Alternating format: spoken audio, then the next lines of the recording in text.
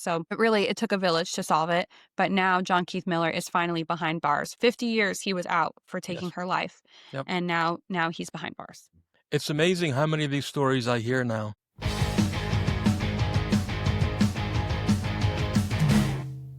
Hey, everybody. How you doing? Welcome back to the Another Nobody podcast with me, your favorite nobody, Travis Myers. Today, we have a very special guest. Her name is Cairenn Binder. She is a Master's of Science at Ramapo College in New Jersey. And her specialty is investigative genetic genealogy, which she is here to tell us all about. So let's not hear from me anymore. Let's take a listen to Cairenn. Hey, Cairenn, how you doing? Good. How are you? Good, good. So good to see you again. It's been a while. Yeah. CrimeCon. Wow. It feels like it was just yesterday, but I guess it was weeks and weeks ago at this point. It was, yeah, it was. Well, I was so happy to meet you and so really, really interested in what you guys are doing down there at Ramapo College with all this genealogy stuff.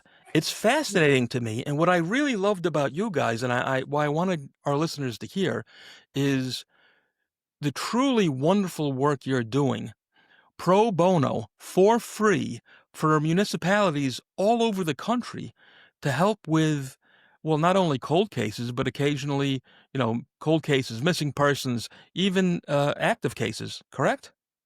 That's right. So we do investigative genetic genealogy, which is a process that combines advanced DNA testing with traditional family tree building. And so when we do this process, we're able to identify suspects in violent crime as well as unidentified human remains. So we're able to figure out who this unidentified DNA belongs to, whether it's a crime, wrongful conviction, unidentified remains case. We're able to do that. And our genealogy is always free. So we do provide those services pro bono to agencies all over the country. Yeah, I think it is. I mean, I can't say enough good things about what you're doing. I really can't. I think it's phenomenal. And to be free, as you say, pro bono to Mhm. agencies all over the place, because people don't realize there's so many cases. I mean, literally thousands, tens of thousands of cases all over the nation that don't get solved because they don't have the money. It's not even a matter that, Absolutely. in my time, this technology did not exist. It was, in its infancy, it was still a dream. But the idea that it exists, but because of money, it won't be done. That in itself is a crime to me, you know? Absolutely. If you just look on NamUs, the unidentified remains system, so NamUs.gov, there's 14,000 plus unidentified remains cases in the United Yes. States. And that's just the ones that are listed in NamUs. There are plenty that are not listed in NamUs because Oh, it's not yes. mandatory to enter them into NamUs.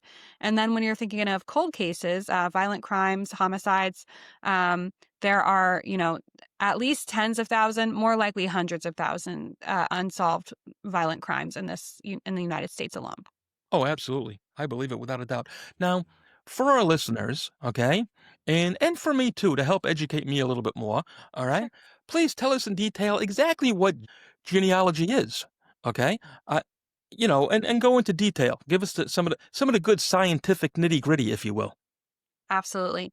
So, genealogy traditionally, this is a field for documenting family history. So, my familiarity with genealogy before I came into this field was when I was trying to build my own family tree, and my mother's adopted, and so I ran into some roadblocks with that, which motivated me to do genetic genealogy. So, genetic genealogy, you combine DNA with traditional genealogy to advance your investigation of your own family tree or, a client's family tree, perhaps.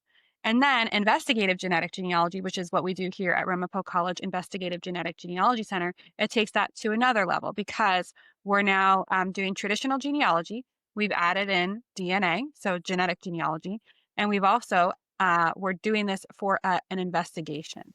So investigative genetic genealogy. So we're doing this specifically to identify human remains or to identify DNA from a crime scene. And so that's what investigative genetic genealogy is in a nutshell. Our job starts after the lab process. So while at Ramapo, we do have some involvement in the DNA science, For example, we solicit labs who do the actual genetic testing for our cases.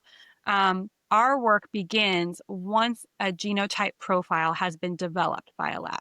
So the labs, we're their customer. We're using a laboratory to develop a DNA profile, and then we're using that DNA profile in combination with public DNA databases. So I think when most people think about DNA testing, especially for criminal investigations, they're thinking of the DNA databases that are owned by law enforcement. So when you think about CODIS or ENDIS, Hmm. those are Yes. databases that only law enforcement has access to, and they contain things like family member reference samples for missing people, crime scene samples, criminal samples from people that were arrested, the offender database. And so those databases are extremely valuable for traditional DNA testing.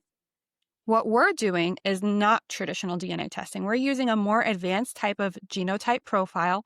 We call it a SNP or SNP profile. That stands for single nucleotide polymorphism, in case anybody's wondering. um, so the SNP profile, it does not work with those traditional law enforcement databases. We don't enter it into CODIS or ENDIS. We're using public DNA databases. The databases that we're allowed to use are called GEDmatch Pro, Family Tree DNA, and DNA Justice. And all of those, any person that's listening to this podcast can go online and find those databases, and they can upload their own DNA to those databases.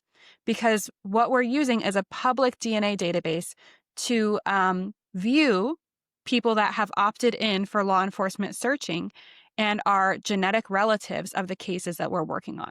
So it's very, very different than the traditional method of DNA testing. We're not using samples from criminal offenders that are in a database owned by law enforcement. We're using a database with members of the public who have opted in to share their DNA with law enforcement. So that's the start of it. Yeah. Should I keep going? Well, please, I find this stuff fascinating, you know? Sure, And sure. if there's more, don't leave anything out because we want to know what Yeah. you're talking about. But let me relate this just a little bit again. So, for me, again, DNA is still in my mind a brand new thing. Mhm. It is, and it really is. It's only a couple of decades that we've been Right. doing this, and it's moving so quickly.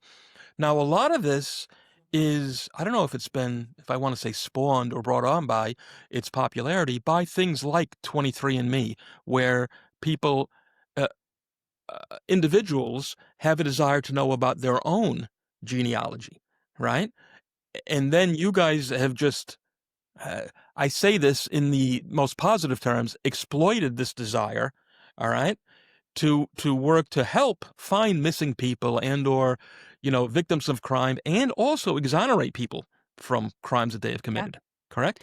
Absolutely. So the earliest practitioners of investigative genetic genealogy were all traditional genetic genealogists. So I'll just mention who those women are. Dr. Barbara Ray Venter, she ended up being the genealogist who worked on the Golden State Killer case. C.C. Moore from the show The Genetic Detective. She's also on Finding Your Roots on PBS. And then Dr. Colleen Fitzpatrick and Dr. Margaret Press, who founded the DNA Doe Project. All of these women previously were working on DNA testing for adoptees. And so they knew that you could use these public DNA databases to identify a person's biological parents. And then they all independently came to the idea that, hey, if this can be done to find a person's biological parents, couldn't it be done to identify crime scene DNA? Or Yes. couldn't it be used to identify unidentified remains, John and Jane Doe's? And independently, all four women began different projects to work on such cases. And so it really is, like you said, it's leveraging genetic genealogy, which has been used for, tracing your family history, learning who your biological parents are, and it takes that to the next level to be able to identify crime scene DNA or unidentified remains. And so the output that we get from those databases, so I mentioned, at Ramapo, we don't do the lab process. The lab process is done by one of our vendor labs, and then we get a finished genotype profile. We upload that profile to one or more genetic genealogy databases. And I will just mention that a lot of times the headlines will say like, we use Ancestry or we use 23andMe. We actually can't use those databases because those ones do not allow for law enforcement searching, much to my chagrin. But Yeah. the Yes. ones that we are allowed to use, as I said, are Family Tree DNA, GEDmatch Pro, and DNA Justice. So we upload to those databases and we get outputs that are very similar to what a consumer would get if they took a DNA test. So when you take a DNA test, you get two main things. One of them is your ethnicity estimate, which is the thing that says something like you're 20% Scottish and 30% Irish and 20% Asian, something like that. Hmm. We get that same sort of report on our either unidentified remain or crime scene DNA case. So we get to know first what's the potential ethnicity of this individual based on their DNA. The second thing we get is the really, really important thing, which is their list of DNA matches. So just like, if I take a DNA test and my sister has also taken a DNA test, I'm going to see my sister in my genetic match list because she's in the same database that I am. So when we upload a DNA profile, if that person has relatives that have DNA tested, they will appear in the match list. And so usually what we get are distant cousins. So we'll see third cousins, fourth cousins, fifth cousins in that relative list. But occasionally, on at least one occasion, I've seen a sibling in the match list when we Hmm. uploaded a profile. And in another time, I saw a parent. So a parent that was actually looking for their missing daughter and had uploaded to this database. So sometimes we get lucky and we get a very, very close genetic relative. And so those two items, the genetic relative list and the ethnicity estimate, are the main things that we work with in order to solve cases. So what we do with the genetic relatives is we build their family trees and we use the estimate of the relationship to our subject that we're searching for to figure out how they might be related to our crime scene DNA or our unidentified remains case. So, if you saw a sibling, you would know right away, oh, this is the sibling of the person that we're trying to identify. So all we Yeah. need to do is build his family tree and see what brother or sister he's missing. More likely, we're going to be saying, oh, this person's a third cousin to our John or Jane Doe. Let's build their family tree to second great grandparents and see which set of great grandparents is most likely to be shared with our John or Jane Doe. I find it just wildly, wildly fascinating and amazing the work that how far this DNA stuff has come. Like I said, in our prior conversation, we didn't. This stuff was not around. We had fingerprints, you know, Yes. and fingerprints. People always think, oh, this is a done deal. We have a fingerprint. No, I sent out dozens and dozens of, you know. Dozens of firearms out, different things. People would come in for a homicide or a burglary and print the entire room, and they would find thousands of fingerprints, but Hmm. very, very rarely would you find a hit, and even then, would the hit be admissible in court or usable or have enough what they call points, to be considered valid. But with DNA, now what is the accuracy? I know it's, millions and millions to one, but it is unbelievably accurate. Right. So, another difference between investigative genetic genealogy and traditional DNA testing is that actually, when we're doing the genealogy process, what our goal is to come up with an investigative lead. So we're not taking this case to the finish line. After we do the process of building family trees and, estimating those relationships based on the second and third cousins that we're seeing in the relative match list, we can usually come up with a hypothesis of who the person is that contributed this DNA Correct. sample. But all that is a hypothesis. One thing that we have to keep in mind, my mom's adopted. Her four siblings never ever knew that she was born. And that can happen in any family. So when we come up with a hypothesis, we always have to accept the fact that there could be another child out there that we're missing. Sure. So this person could have a brother that we don't know about that could have committed this crime. So nothing is in stone. When we give this hypothesis lead, that has to be confirmed with traditional means of investigation.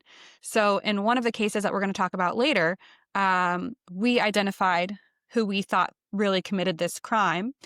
And then from there, law enforcement has to take that investigation to the next level. So they exhumed the remains of this deceased person and compared his DNA directly to the crime scene DNA, Yes. and it was a match. Then they also reinvestigated the actual crime scene, and they found that his fingerprints were also on items that were found where the person was kidnapped from. So in addition to our hypothesis lead, they have this evidence that is without a doubt this person's DNA was at this crime scene. So our lead is not enough to make an arrest. I would be horrified if I was like, here's who I think Yes. your guy is. And Well, then they went out and arrested him the next day. Like, my lead is not it. They have to compare it to directly. They have to compare the DNA directly from the crime scene to this person going back to that traditional DNA testing. yes, yes. It is a tool is what it comes Yes. down to for the police officer, Mhm. or as I like to say, an enhancement. I like that word. You Right. enhance somebody else's case.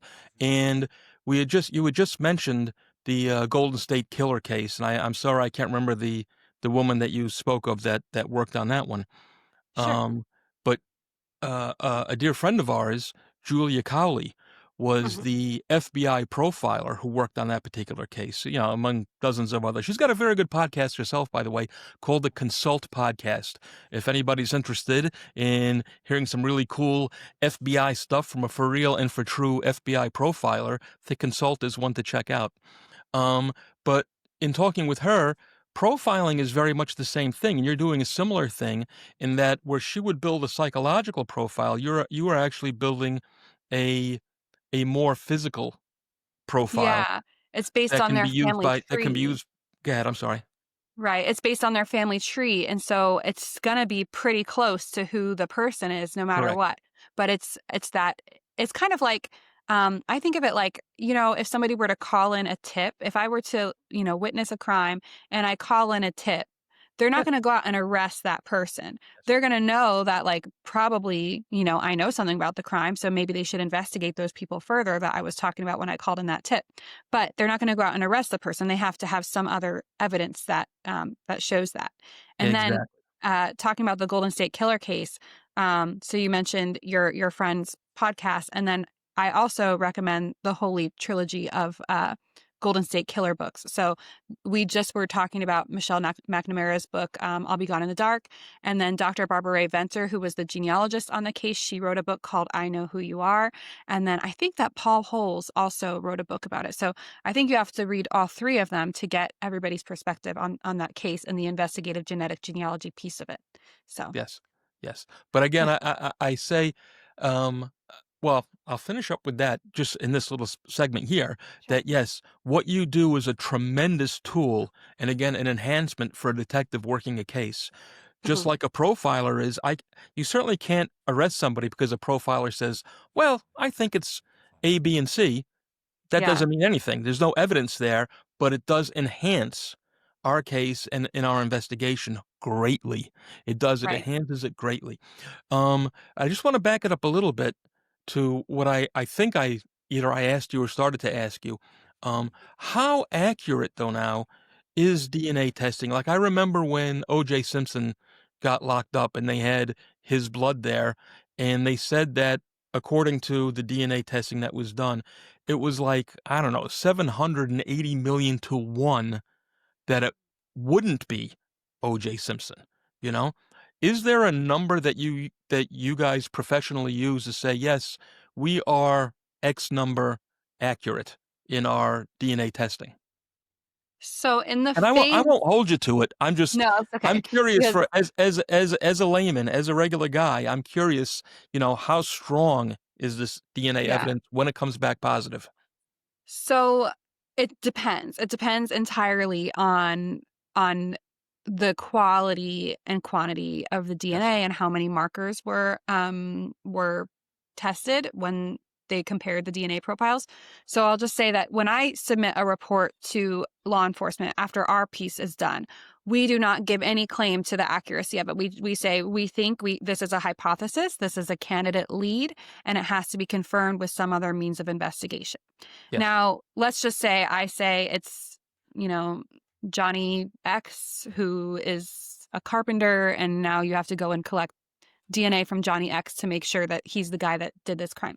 So then the police go out and they watch Johnny X and they see him throw out a cigarette and they collect that cigarette and then they make a comparison. So when the DNA lab compares those two DNA samples, Johnny X's cigarette and Johnny X's crime scene DNA from the crime scene, they will come up with a number of, 1 trillion to 1 or 72 billion to 1. But I've also seen very low numbers on those reports. For example, I had one case where it was unidentified remains. The remains were found in water, and so the DNA profile was Yes. incomplete for the unidentified remains. So when they compared it to this person's close family member, it gave a number like there's a 1 in 382 chance that this is anyone else besides a son of this close family member. So that number was not high enough for them to confirm the investigative lead, and more DNA testing needed to be done. So it depends on the quality and how many markers were tested, is my understanding. I will point out that there's a new development in DNA testing as a result of investigative genetic genealogy, really as a result of the type of testing, SNP testing. In the Golden State Killer case, or sorry, not Golden State Killer, Long Island serial killer. Recently, there has been a Fry hearing to admit evidence pertaining to a SNP profile that was developed in relation to the case. And so this is sort of, I think, a new frontier in investigative genetic genealogy is direct SNP comparisons. So earlier on, and just now with my little what did I call my fake suspect, Johnny X, whatever. Yes. So I mentioned that you would have to do a direct comparison of the DNA from the crime scene and from Johnny X's cigarette. And in every case, like previous to the last couple of years, that would require a direct STR comparison. STR DNA typing, this is the type that was done in the O.J. Simpson case. It's a type that's been admissible in, every court case involving DNA for the last, however many years we've been doing DNA testing, and it's been admitted in court after court after court. SNP testing comparisons are sort of the way of the future. So not every DNA sample has the ability to be tested with STR typing. So SNP testing can be done on some samples that STR testing would fail on. And so sort of this new frontier is that if Johnny X only left a rootless hair at the crime scene and STR typing fails to test that sample, well, now they can do a direct SNP comparison of Johnny's hair from the crime scene and his cigarette from the street. Mhm. So it's a new frontier in DNA testing. I don't have the knowledge or the DNA background to go into more detail than that, but it is very exciting because now pieces of evidence in cold cases that haven't been able to be tested could potentially be tested with this new type of DNA testing. Phenomenal. It really is it's phenomenal to me. It really, really is. Now, I'm curious now too. We're going to go back just a little bit, um, because I find it so very, very interesting. What exactly dragged you into this? Now, you started out as a nurse, right? You were an RN, correct? That's right. Yes. I have been a nurse since I was 21 years old. I mean, we talked a little bit before we started recording. I got married really young, had kids really young, became a nurse. Really, really proud of my nursing career. I was in it for many years. I was a nurse during the COVID pandemic. Later in my career, I became a nurse educator, and I was able to practice curriculum development, designing creative programs to teach new nurses about how to perform care at the bedside. And I also, I got to practice lots of skills that I use in my current job as an educator at Ramapo. So not only curriculum development, but also simulation, um, uh, quality control, um, budgeting, which I hate. Yes. That's my least favorite part of my job. I'd rather just spend it, So all of these skills ended up transferring to my current career. But how I began in investigative genetic genealogy is, as I mentioned, my mom was adopted. And so uh, in my teen years, I became kind of obsessed with figuring out who her biological parents were. And even more so after I had Well, your my grandparents. daughter. You wanna know who Yeah, your where you came from, sure. exactly. And for, passing on that knowledge to my own children, I really wanted to know more. So uh, initially, I had used traditional DNA testing and was able to figure out who my biological grandmother was. But I needed more to figure out who my biological grandfather was. So that's when I bought my mom a DNA test. I had her take the test in, I think, like 2013, 2014. And I became very familiar with the process of genetic genealogy. I also found relatives of hers that had also been adopted and was able to figure out who their biological parents were. And I was a little bit, addicted to this DNA thing. At the same time, so years later, after I had learned how to do DNA, um, I was on a true crime online forum. And I talk about this. I have a 4-part video series on this on my Instagram, by the way. So um, I'll share my handle towards the end here. Um, I was on this forum for this John Doe that I was really interested in. It's kind of I grew up like reading Crime Library and the America's Most Wanted website and Mhm. browsing NamUs to look at unidentified remains cases. And this John Doe case that I was really interested in, there was an organization called DNA Doe Project that said that they were going to be taking on his case and trying to identify him using genetic genealogy. And they were also seeking volunteers to help with this mission, specifically seeking volunteers who had worked on adoption cases with genetic genealogy. So my foot was in that door right away. I Yeah. was like, let me in. I'd like to come and work on this case. I'm already obsessed with this case anyway. And I can do genetic genealogy. So it felt like the perfect fit.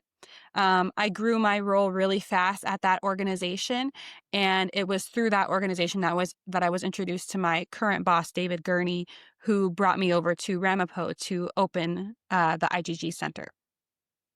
And that was because 'cause I'm a little bit familiar with this, and I don't know if it was prior to meeting you or after, talking to you and looking into you, but that was the DNA Doe Project, which was Right. Arizona, which is where you're from, and that was the Donald Hadlin Jr.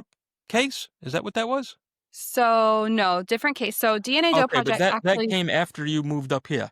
Right, exactly. Yes. Okay. So DNA Doe Project is actually based technically in California, but the volunteers are nationwide.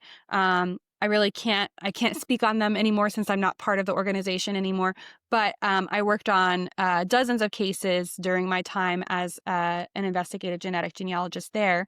And then when I came to Ramapo, which was in 2022, some of the first cases that we worked at Ramapo were in conjunction with DNA Doe Project because I was able That's to. there you Yes, go. yes. And so, Okay. and then because I'm originally from Arizona, I really wanted us to start with Arizona cases, and that's what we did. So if you look on our website, all of our first solves were from Arizona, and I'd say a good, 40% of our cases. New Jersey's our biggest customer since we're here in New Jersey, but Arizona is a close second. We take a lot of cases from Arizona.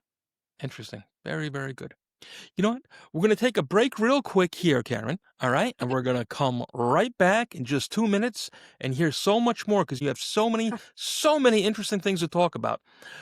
We'll be right back, everybody.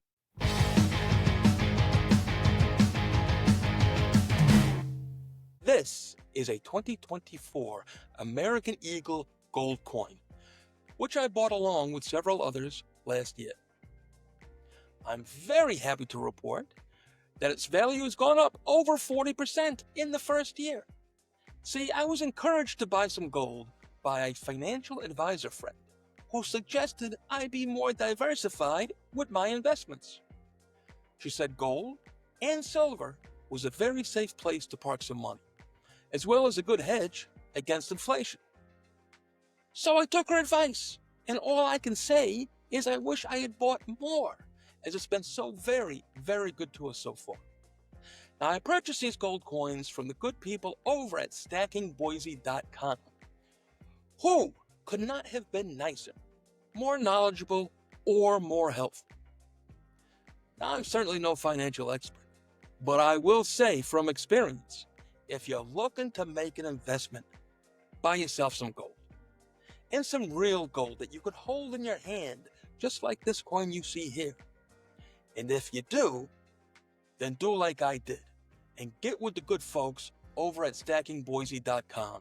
I'm telling you, they're good people, they took good care of me, and they'll take good care of you. Again, that's stackingboise.com. And hey, tell them Travis sent you.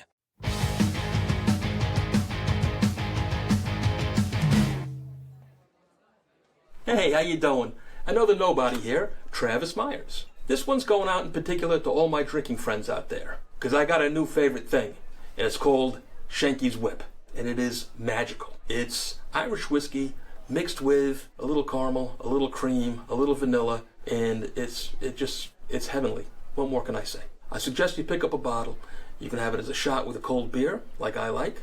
On the rocks, it's great. Mix it with a little cola. I promise you, you're going to love this stuff. Next time you raise a glass, think of me, another nobody, Travis Myers. Hey, do the right thing. Hit that subscribe button so you don't miss any more of my nonsense. All the best, my friends. Buy our books! So, due to our overwhelming popularity, thanks to you, our listeners, we are getting questions in from all over the place. The problem is, some come in over here, some come in over there. So what we've done, okay, is something new. We have Question Travis Today at gmail.com. Again, that's Question Travis Today at gmail.com, where you can send all your questions in, and I will do my best to answer them. Thank you so much for listening. It really means a lot to us. All the best, my friends. All right, everybody. We are back with my good friend here, Cairenn Binder, and we're just going to continue talking about the great work you're doing there at Ramapo College. Sounds good. With this genealogy stuff, which again I just find to be absolutely fascinating. Now, before we left, and I don't know what you can talk about and can't talk about, because I know you've worked for different things and there are privacy issues, but can you tell us about, who did I just mention before? Donald Hadlin Jr., a little bit Sure. about his story. Absolutely. So Donald Hadlin was one of the first cases that we ever worked on at Ramapo. His Doe name, back when he was unidentified, it was Nogales John Doe. This was a man that was found deceased. It was not a homicide case. He was found deceased in a hotel room in Nogales, Arizona, which is in Pima County. Now, I have Pima been. County, it has a ton of unidentified remains cases. Like if you go to NamUs, I was talking about that earlier. Look at how many unidentified remains are in the United States, about 14,000. Now look at how many are in Pima County. It's about 10% of them. There's a lot Wow. of unidentified remains in Pima County, Arizona, and that's for a whole lot of different issues, which we just don't have time to get into today. But Nogales John Doe was one of those unidentified remains cases. And, I feel like I might as well mention here as well that knowing how many unidentified remains cases Pima County is faced with on a daily basis, can you imagine the cost of identifying all of those John and Jane Does? Yes. So they were very happy to accept our assistance with identifying Nogales John Doe, and Ramapo paid for the DNA testing for this man. And this was one of the first cases ever worked by students at Ramapo College Investigative Genealogy Center. So our students were able to restore his identity. They came up with a candidate lead and figured out who he is very, very quickly. His true name is Donald Hadlin Jr. And so he was identified, and his name was restored after, I think he had been unidentified for around 10 years at that point. Wow. Wow. Yeah. And So that's, again, for people who don't realize, sometimes there's so many missing people out there, and their families and friends are desperate to know what happens to them. And more often than not, we never know who they are. And so here in this particular case, you were able to find out who this person was, and not necessarily what happened to him, but the fact that, he's now identified. Somebody's going to get some relief. over the Absolutely. fact that we know who he is. And, And you know, a lot of people, because he did have a fingerprint match mhm, to his true name, Donald Hadlin, but he had also been carrying an ID with a different name. He had a necklace that had different initials. He signed into the hotel room under a different name. And so, um, you know, because I run our social media pages, I see that sometimes people criticize law enforcement. They say, "Oh, well, they had his name the whole time."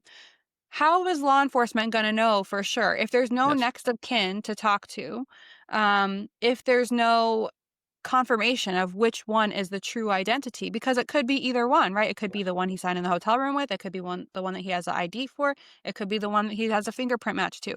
How do you know the fingerprint match wasn't for a fake identity? So there really is, you have to have this DNA testing element sometimes to firm up the details and figure out, I feel like they need those expert eyes on this DNA piece of it sometimes when it's Oh, a confusing identity like that. it's a huge, huge plus, and for all the naysayers out there, um, the only thing I can say in defense of, police departments and detectives and state police and the FBI and everybody all around the country is quite often when you show up at any one of these scenes, you Mhm. have nothing to go on but a Mhm. dead body. you know? Right. And you're like, well, where are we going to go from here? And there's a lot of work, a lot of time, a lot of effort that goes into to finding all these little different clues. Again, starting from absolutely nothing, from Mhm. zero, you know, and working it up. Great. If you have a witness, cool. Sometimes it's very obvious, case closed. The case would not go cold if it was easy. Mhm. It's I cold because it's difficult. I And agree completely. here And they you have have so many of them in Pima County. Like, sure. imagine having to do the kind of genetic genealogy workup that we did in hundreds of cases. Yes. It's a time and resource issue as well, and we were happy to help and get it to the finish line. Well, and I've been to Nogales, Arizona, and, as you know, this is not a major metropolis with a giant budget that we're talking Mhm. about, you know? Right. They've got a lot of problems, especially, being right on the border with Nogales, Mexico. They Mhm. have all kinds of crime, all kinds of drugs, all kinds of things going back and forth across the border, and don't get me wrong, there's plenty of, beautiful people there. It's not necessarily a bad place to live, but they have a lot of problems to deal with. And, it's very easy for one John Doe to fall through the cracks, especially when you pick him up and he's got, you know, everything is pointing in a different direction. Right. So, Yeah. And I mean, and since it was not a homicide investigation, sure. there's different resources that need to be allocated to perhaps homicide cases. And so Yeah. this became a medical examiner case. And then, as I mentioned, the medical examiner is getting unidentified remains every single day. So, um, the best part of it was that, this was one of our first student successes. When I came to Ramapo College, I had this idea that, I'd be able to teach students how to do investigative genetic genealogy and that it could be successful and they would work on real cases. But, it's hard to say with the first initial cases that we worked on, will this work? Will students be able to just learn it, apply it, and then solve cases? Will we have enough time in the time period that I'm teaching the students that they can solve cases? So all of those were unknowns until the case of Donald Hadlin and a couple other cases that the students worked on that Yes. same semester, that initial semester that we had our class. And sure enough, they did. They were able to do it. They took it, they learned it, they applied it, and they solved Donald Hadlin's identity. And it had to be greatly satisfying for you and everybody involved. Absolutely. It's Yeah. I always say the only thing better than doing investigative genetic genealogy is teaching it, because it's so joyful to see the students Yes. be really, really confused at first and think like, "Oh, I can't do it." And then suddenly they're doing it. They're solving cases. Yeah. Now you had another one that interested me because it was a missing persons case, Yeah. right? Of Maria Quinones Garcia, correct? Mhm. Who went missing in 2014? Is that what it was? Yes. Yes. So she went missing. Well, I have to approach it from the way that I knew about the case. So Sure. there was a woman named Maria Quinones Garcia who went missing in 2014, but I did not know about that. So I'm going to put that over here for right now. My students were assigned to take on the case of Warren County Foot Jane Doe. And so this was a foot bones inside of a shoe that were found inside of the Delaware River in Warren County, New Jersey, in 2017. Hmm. So the students were assigned to identify this person. Um, I divided them into two teams, and they approached it in two different directions. So they both initially discovered, as I mentioned, they get an ethnicity report and they get a list of genetic relatives. And they found that this Jane Doe was of Puerto Rican descent. And this is a really challenging population for genetic genealogy. Any island population creates challenges because most people in an island population are related to one another in more than one way. It's just Yes. because it's an Yep. island, gene pool is a bit smaller with an island. So they discovered that this young lady was of Latin American descent, of Puerto Rican descent specifically, and they began building the genetic relatives that appeared on her match list, one of them being a pretty close match, about a first cousin once removed.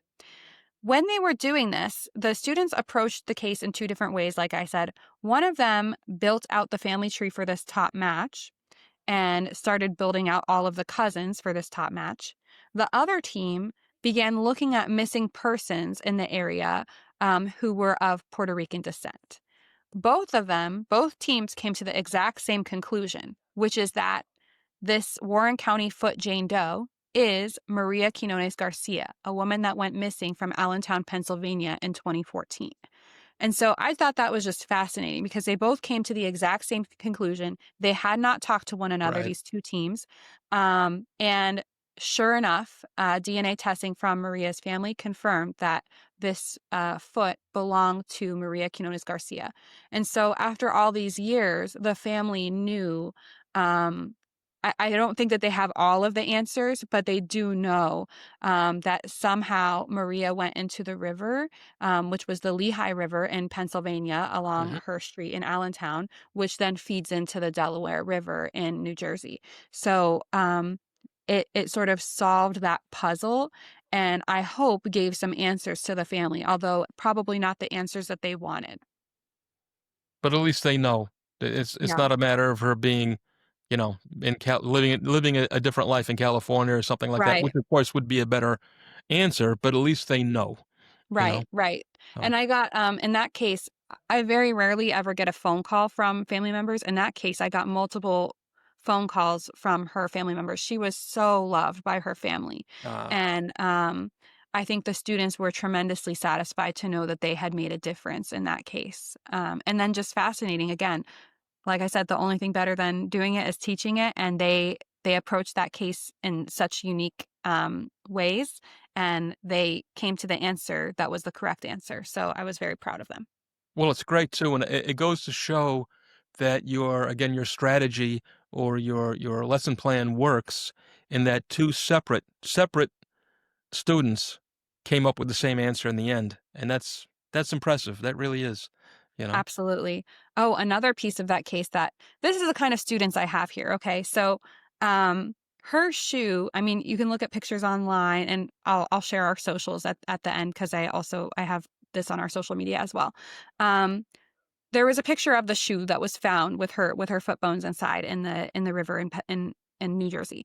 And the students were really eager to know. The shoe did not have a tread on the bottom of it, which they thought was very unusual. Mhm. And it did have this date stamp, which turned out to be a 2014 or 2013 date stamp on it. And so the students wanted to know, like, what does this mean? Like, why doesn't the shoe have a tread on it? I thought it was just like a weird manufactured shoe.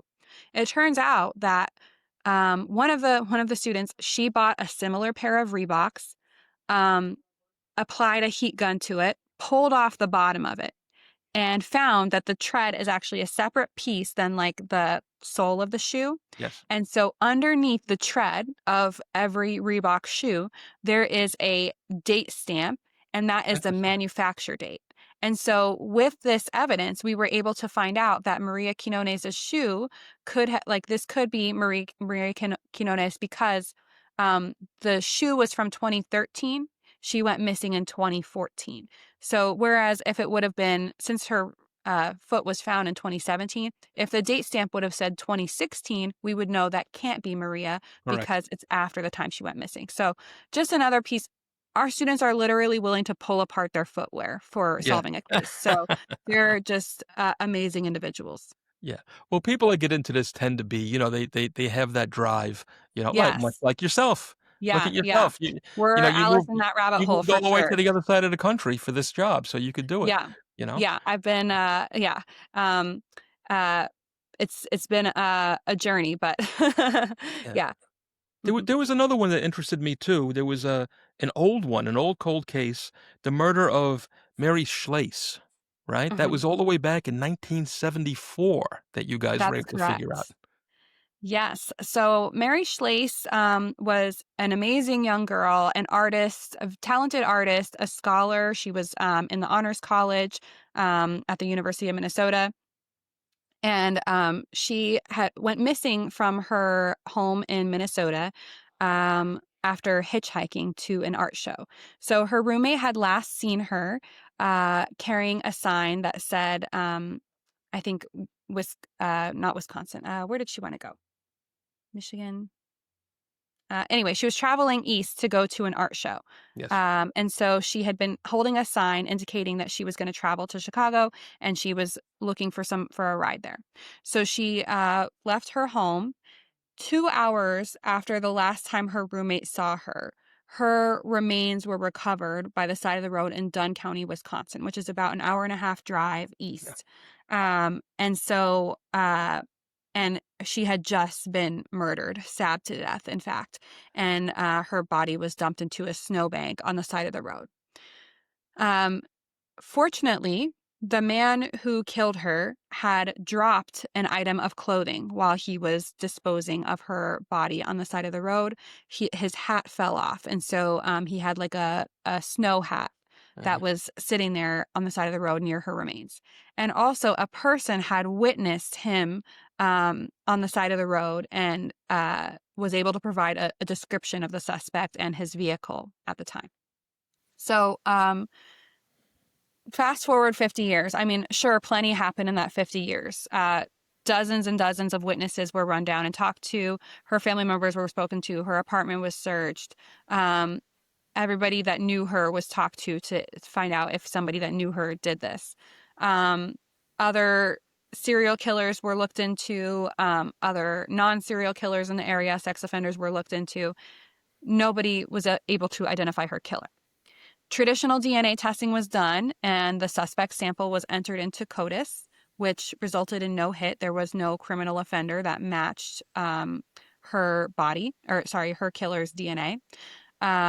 And so finally, enter us. In 2023, we were consulted by the Dunn County Sheriff's Office, and we performed SNP testing on some of the remaining DNA extract from that hat, the hat that the killer dropped at the crime scene. With that DNA sample, we were able to come up with an investigative lead of John Keith Miller, a still alive 84-year-old man who was a resident of Minnesota. And when he was approached by police, he actually confessed to the crime and Mhm. provided a DNA sample. And now he's behind bars for life.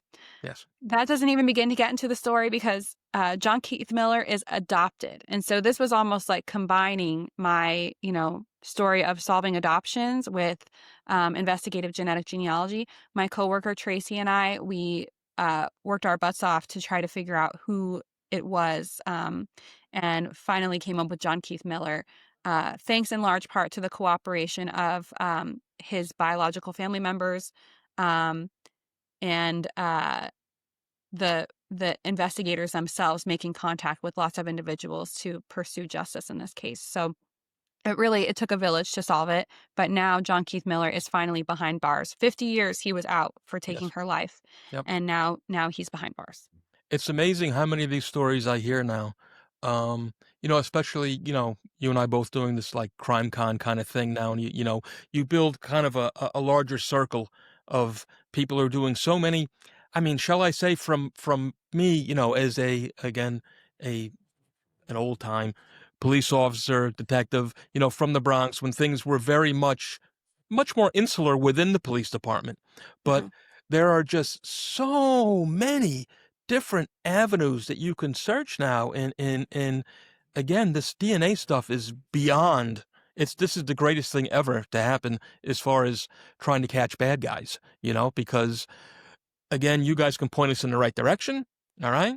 The evidence quite often is irrefutable, but something that you have done as well as another friend of ours, geez, what's his name there?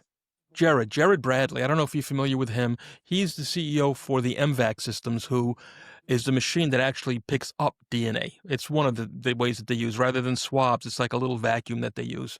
Right. And he was telling me one time, which just fascinated me and I thought was tremendous, about an exoneration case that he had where this poor guy had done like 13 years for a god-awful rape homicide that he did not commit.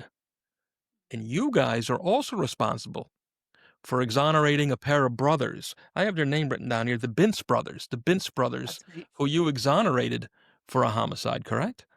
Yes. So I've got to give credit to everybody where it's due. So first, I'll start with my boss. My boss, David Gurney, the director of the Investigative Genetic Genealogy Center. He's an attorney, specifically a post-conviction attorney. He's licensed in New Jersey and Arizona. And before he worked here at Ramapo, he was at the wrongful conviction clinic at the University of Arizona in Tucson, which is now the Arizona Innocence Project. And so he was very interested from the time that he first learned about investigative genetic genealogy to in applying this to unidentified remains cases. I remember he's told me this before. I don't know if I should say it on the podcast, but I'm going to. The day that the Golden State Killer was arrested, he called in sick to work or something. He took the day off work because he just wanted to consume how did they find this guy after all this time? So, and then when he learned how investigative genetic genealogy was done, he was like, why can't we do this on wrongful conviction cases? So when we first started the IGG Center, we reached out to a lot of wrongful convictions organizations. And honestly, in my opinion, we kind of got a cold response. I think because it's used so frequently to lock people up, as I just described with the Mary Schlace case, and John Keith Miller, who got convicted. I think there's some hesitancy in the wrongful conviction community on using it for wrongful convictions. However, we had a bite from the Great North Innocence Project, who were representing Robert Bintz, was the younger brother in this crime. Um, uh, I should say that was convicted of the younger brother that was convicted in this crime. Um, Let me set the scene. 1987, a bartender named Sandra Lyson goes missing from the bar where she was working as a bartender, called the Good Times Bar in Green Bay, Wisconsin. So she goes missing. A few days later, her body is found in the Michigan forests, which is, I think, just north of Green Bay. And she had been sexually assaulted and killed violently.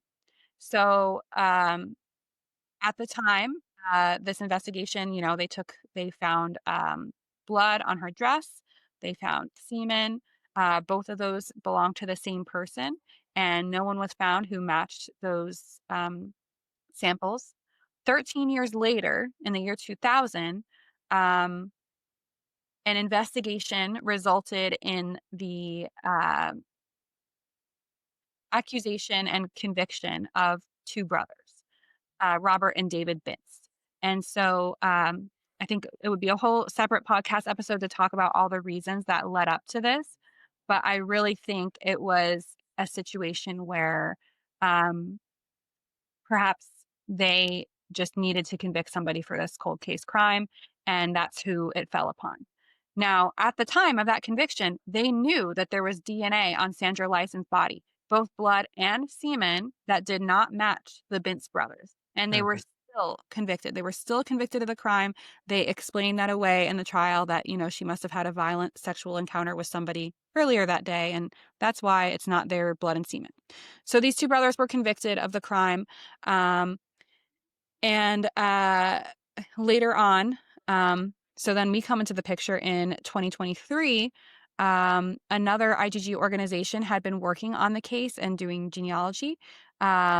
And the Great North Innocence Project decided to bring the case over to us, where students in our IGG boot camp, which is an in-person program, would work on it for about a week. Now, when we gave them this case, we didn't think that it was going to be quickly solvable because, as I said, another organization had already been working on it.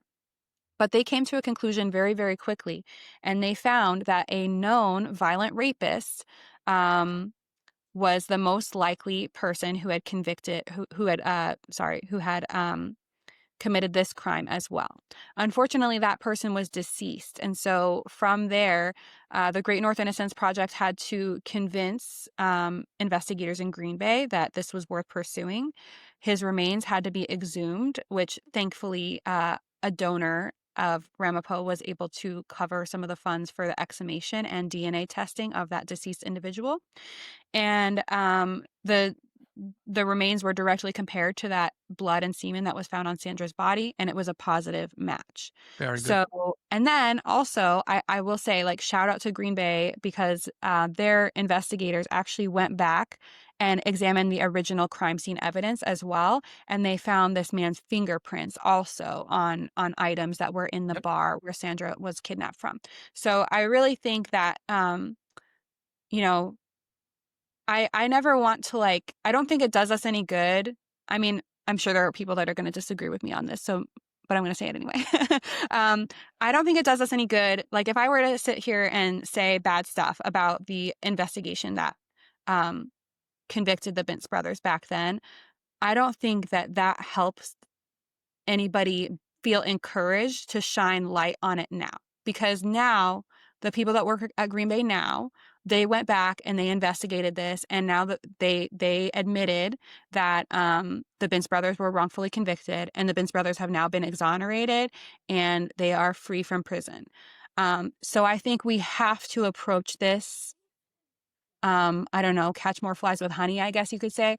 I think you have to encourage people, like, let's not leave this in the dark. Let's shine light on it. If you really believe that those people are convicted rightfully, then you shouldn't be afraid to do this DNA testing That's now. right. That's right.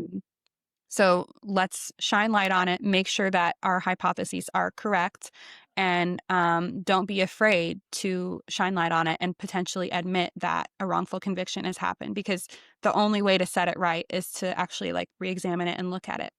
I'll say that with all, I'm not an attorney. I have not worked with a ton of wrongfully convicted people. So I'm sure there's people that are listening to this right now that are screaming like, no, like, be meaner about it. Or, it doesn't do me any good to say bad stuff about law enforcement. It really just doesn't.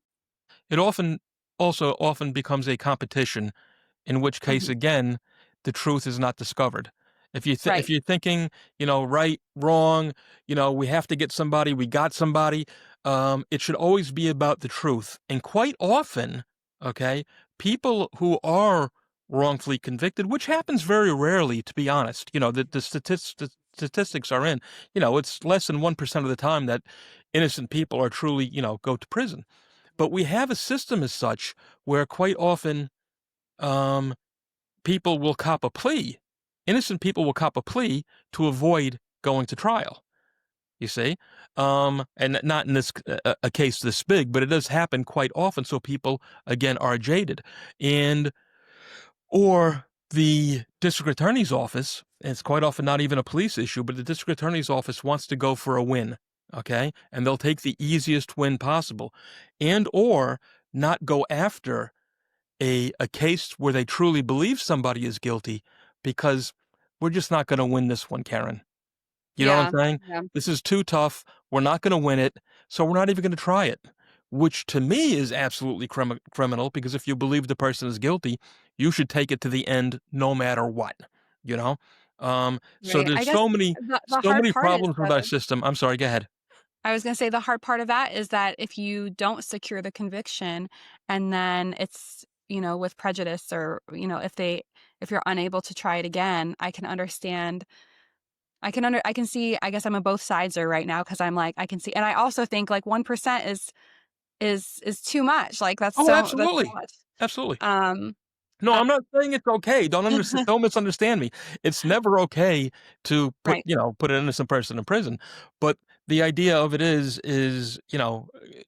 from what the media would have you believe, it is much rarer than people think. And believe me, way more bad guys go free than innocent people go to prison. But that's not the point I want to make. Because right again, we're getting back to the competition thing where there should be no competition. It should Right. always be the truth. What is the truth? You know? And when we're looking at a DNA sample, this is kind of why I like, the objectivity of my role. When we go into it, we usually don't know that much about the crime, and Right. I don't have any.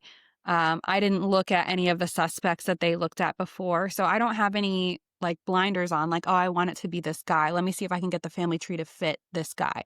Correct. That doesn't happen because I'm not looking for it to be that guy, and Yeah. also I can't make the DNA fit in a way that it doesn't fit. Um, so I think that that's kind of a nice thing. I'm like an independent consultant. That's really, what we are. We're an independent consultant coming in to use this tool on the case.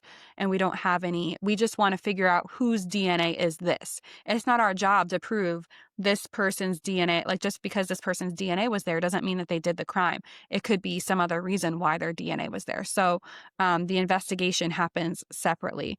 But those investigators in Green Bay, I've got to hand it to them for being like, you know what, we're going to take another look at this after all these years. We're going to exhume these remains. We're going to compare it to the crime scene DNA. We're going Yep. to look for these fingerprints. All of that stuff was And shout we're out to those we're guys. not only can we commend the investigators, but we can commend the people that are willing to spend the money. Both sets of attorneys, because the two brothers were represented by two different innocence Mhm. projects. One was the client that we worked with or for was for Robert Bentz, who is represented by the Great North Innocence Project, and then David Bentz, the older brother, was represented by the Wisconsin Innocence Project. And both of those groups of attorneys really fought for those brothers to get exonerated. So Good. a lot of Well, good. people to thank in that. It takes a village. Well, it does. It takes a lot. It takes a lot. It really does. Now, part of that, what we were just talking about too, and as far as collecting evidence and using evidence, and you were saying quite often it's difficult for people to come forward with an exoneration case because they simply don't trust the system, right?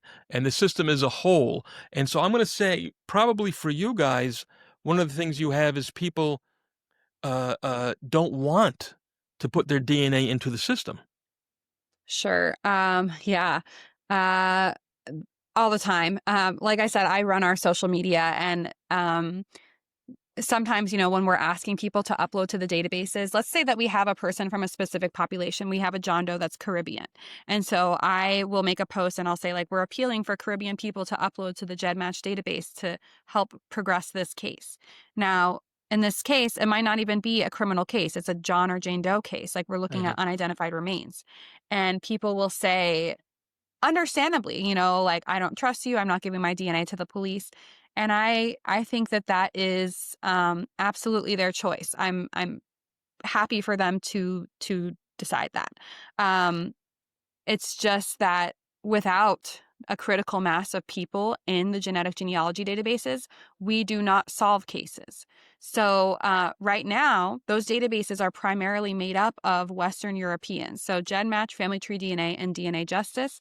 If I have a case of a Western European individual, whether it's a suspect case or a unidentified remains case, um, more likely I'm going to solve that case if it's a Western European individual. Correct. If it is an African American person, an Asian person, uh, like person from Latin America, it's less likely that I'm going to solve the case because those populations are not well represented in the database.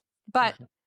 it's a very personal choice. You're taking your DNA, that is your most private information, and you're putting it online on a database.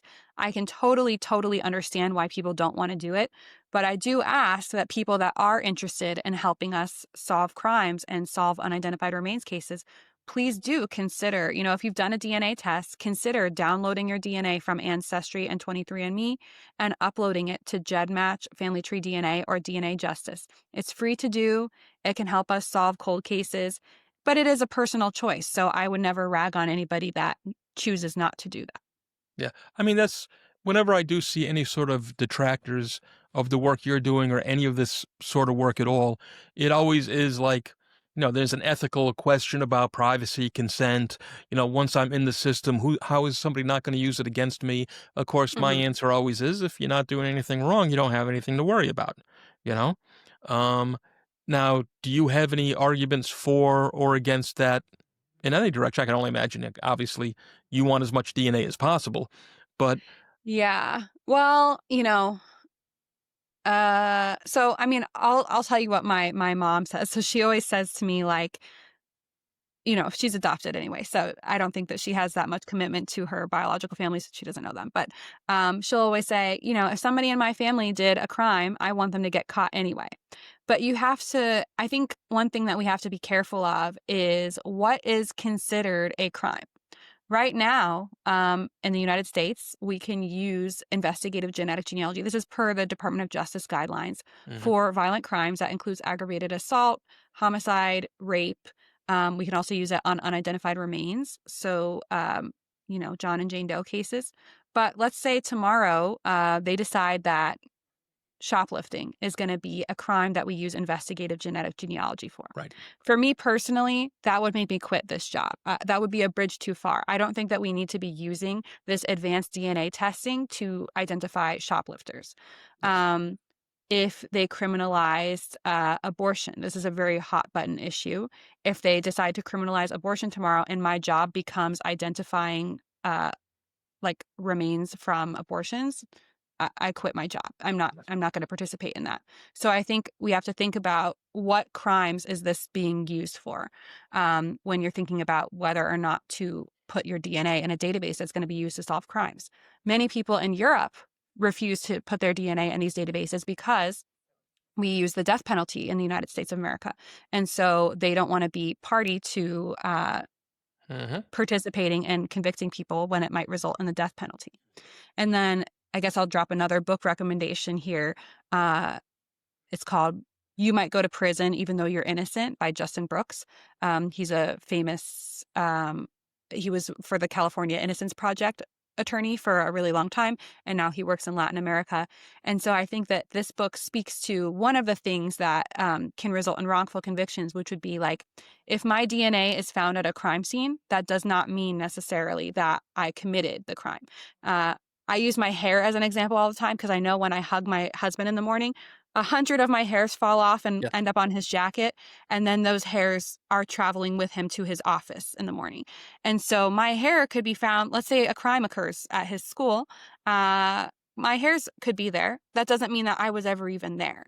And so I guess what I'm saying is I feel like we always need to have a balanced um, viewpoint of investigative genetic genealogy, what it should be used for, what types of samples are evidence of a person's guilt, and those other pieces of the investigation that are as important or more important than the DNA itself.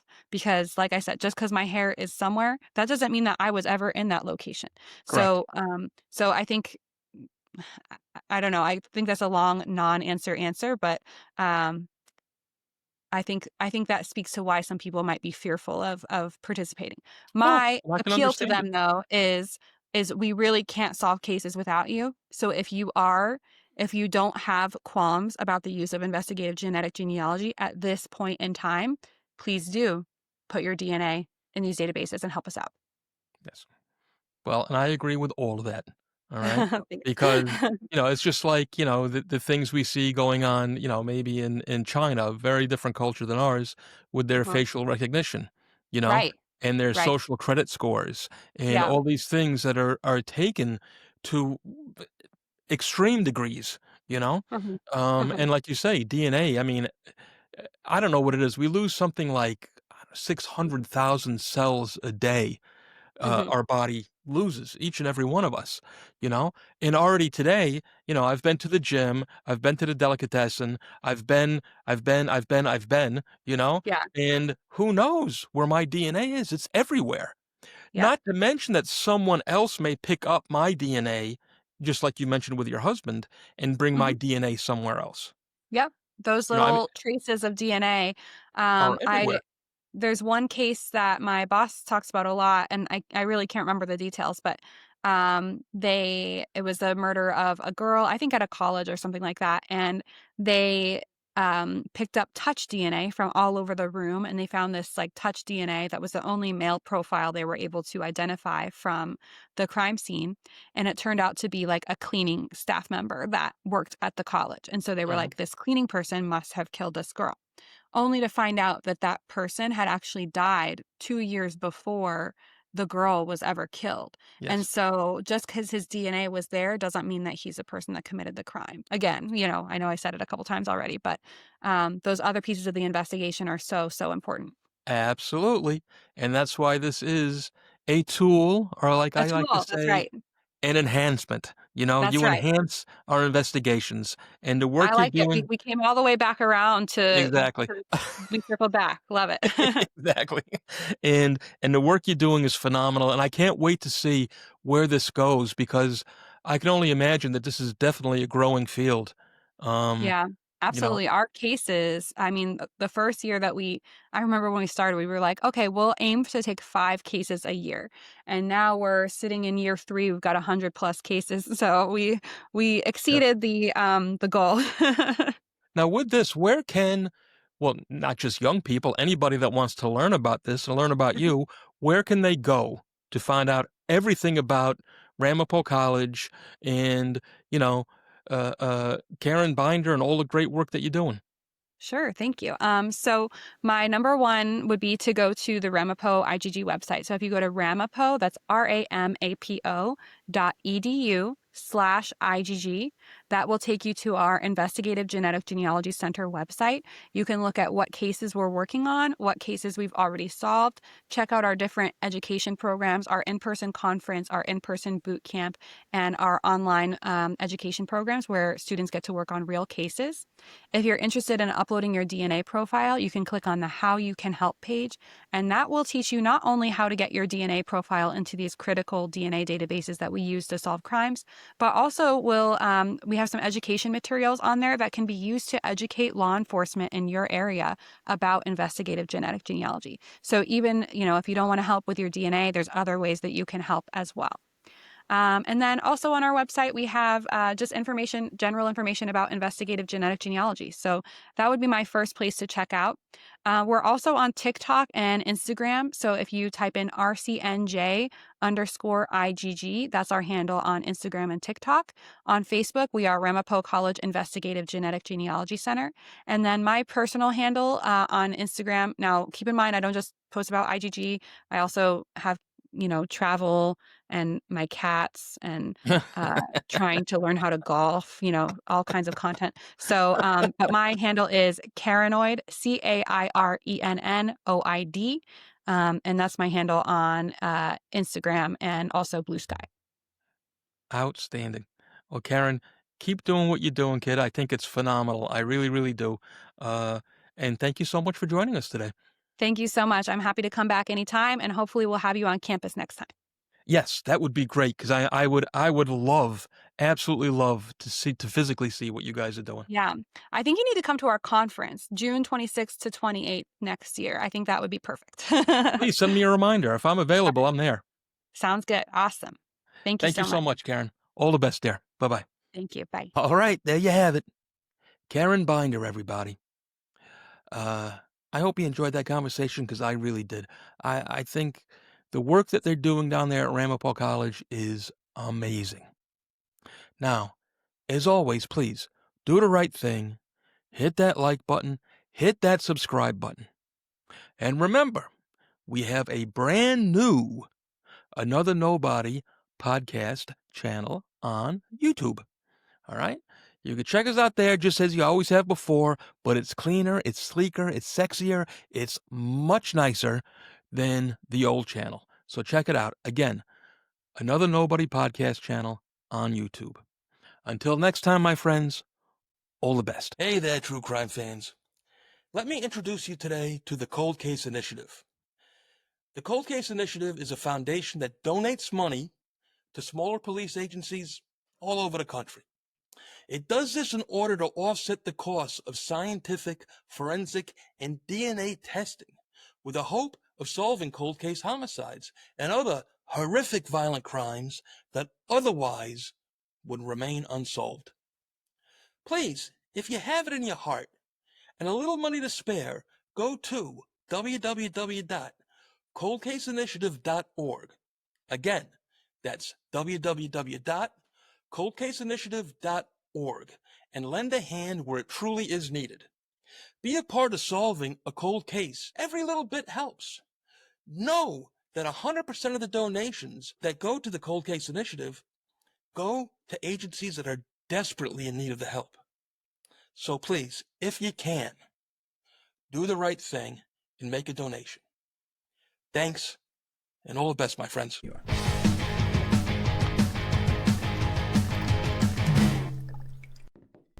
Hey, how you doing? It's me again, another nobody, Travis Myers. And today we're going to talk whiskey. I know most of you think of me as an all-American patriotic type guy, and you are right. But when it comes to whiskey and drinking whiskey, which I do, I always go for the Irish stuff.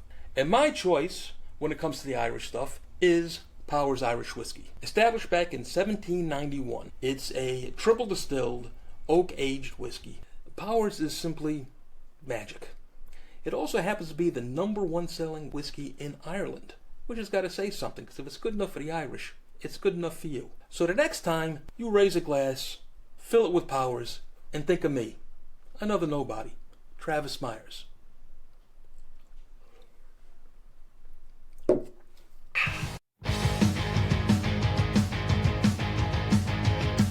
Listen up. This one's important. I'd like to try to encourage you, please, to give to the Stephen Siller Foundation, Tunnel to Towers, at T2T.org. That's letter T, number 2, letter T.org. Do good for those who've done good for you.